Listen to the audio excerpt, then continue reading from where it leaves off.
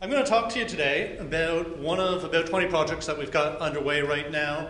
This is about a lot of local governments getting together, playing together on climate action, local economic development, and tourism. It's not easy.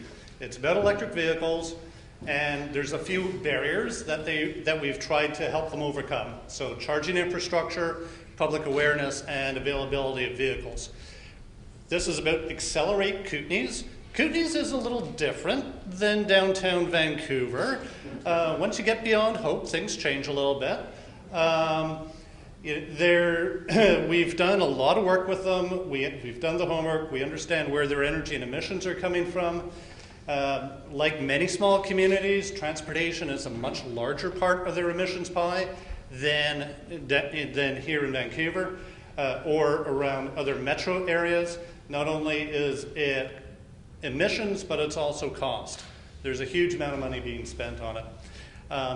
Downtown here, there's a lot of different ways to get around. One of the things that we recommend to communities, if you're addressing transportation, it really depends if you're growing fast, how you build, where you put stuff. All great, reduced trip distance, then active and assisted transportation, mode shift. Vancouver's doing a great job. You've got bike lanes and everything else. You're not going to have a 96-kilometer bike lane between Fernie and Cranbrook that's used for commuting regularly. You're not going to have a bus run along there very frequently because of the population levels. This is a lot more challenging in some of these areas.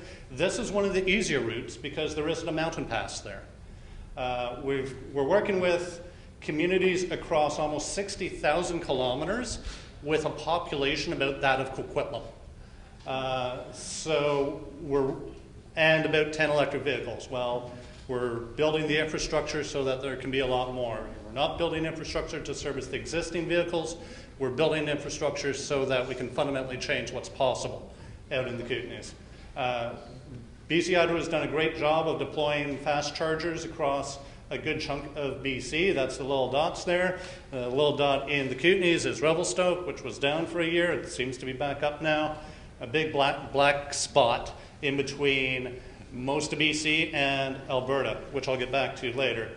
The other challenge is when you hear in the Kootenays, winter is coming. And if you're thinking about an electric vehicle, you get a little worried. Is the battery going to work? Can I load my skis on it and go in snow? The answer is yes. And this is where our project comes in. Really driven, initiated by the Highway 3 Mayors and Chairs Committee, with strong leadership and collaboration from 3 regional districts.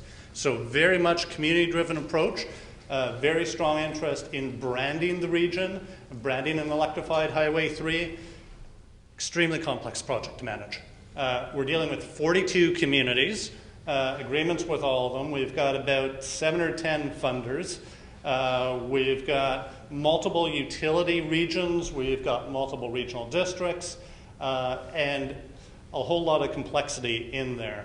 What we're doing is, first of all, we're deploying the gear out there, the DC fast chargers. They look like a refrigerator on the side of the road and cost $35,000 each, and then about the same to install. And then level 2 chargers, which is kind of like a dryer plug with some intelligence. The DC fast chargers are the most challenging part. Because if you're a small local government with 10,000 people or less, maybe 300 people, signing off on allocating $3,500 a year for asset renewal for these things is a pretty tough sell. So that's why we're working with BC Hydro and PowerTech and Fortis BC so they can own the assets, get it off the municipal books, so the municipalities aren't exposed to that risk. We've mapped out the charging network. As a result of this project, we're going to increase the number of fast chargers in BC by 50%.